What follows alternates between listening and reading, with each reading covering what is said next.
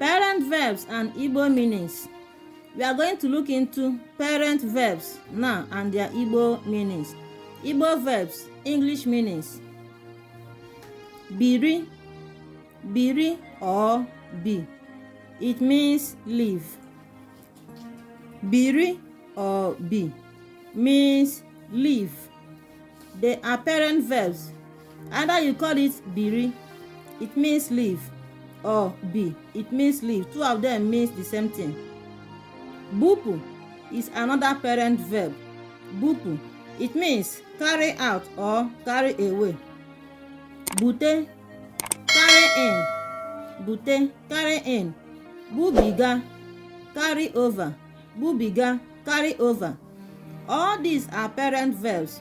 We have used them in different variations and in sentences. We are going to use bubiga, bubiga, carry over now as our own parent verbs in their different variations and in sentences. Next time, like and share our videos.